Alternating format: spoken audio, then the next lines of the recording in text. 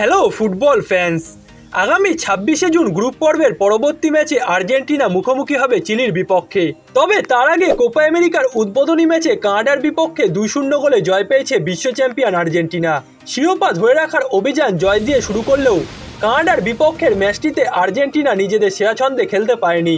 Lionel Messi, Angel ডিমারিয়ার মতো তারকারা মাঠে থাকা সত্ত্বেও কানাডার মতো দলের বিপক্ষে জয় পাওয়ার জন্য বেশ কঠিন পরীক্ষা দিতে হয়েছে আর্জেন্টিনাকে, এবং যেটা দেখার পর আর্জেন্টাইন সমর্থকরা কিছুটা হলেও চিন্তায় আছেন।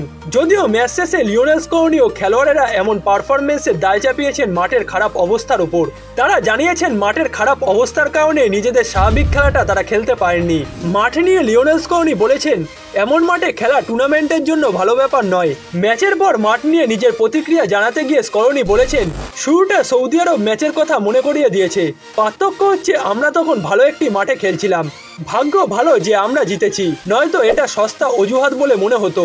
এই মাঠ খেলার উপযোগী নয় জানিয়ে স্কলোনি বলেছেন, আমরা 7 মাস আগে থেকে এখানে খেলার কথা জানতাম, কিন্তু তারা 2 দিন আগে ট্রাফ বদলে দিয়েছে।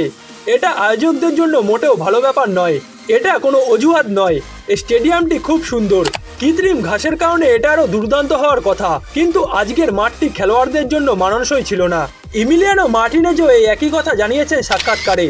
তিনি বলেছেন, কানাডার মতো দল যাদের ভালো ফরওয়ার্ড আছে তাদের বিপক্ষে এ ধরনের মাঠে খেলাটা অনেক জটিল হয়ে যায়।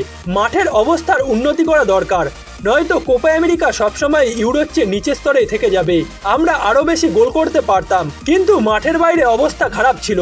লিওনেল স্কলোনি ও ইমিলিয়ানো মার্টিনেজের কথাগুলো কিছুটা অজুহাত মনে হলেও এর মধ্যে কিছু না কিছু বাস্তবও আছে। কারণ বিশ্ব চ্যাম্পিয়ন আর্জেন্টিনা গেল 2-3 বছরে যেরকম পারফর্ম করেছে, তাতে কানাডার বিপক্ষে ম্যাচটিতে খুব সহজেই জয় পাওয়ার কথা ছিল তাদের।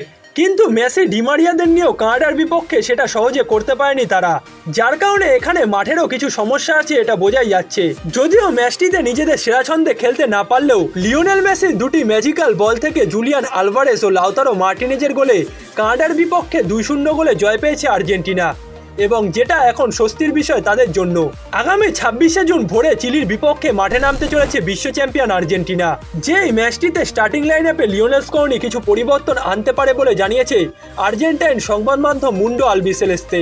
তারা জানিয়েছে স্টার্টিং লাইন আপে জায়গা পাওয়ার জন্য বর্তমানে অ্যাঞ্জেল ডিমারিয়া, নিকোলাস গঞ্জালেস এবং এনজো ফার্নান্দেস লড়াই করছেন।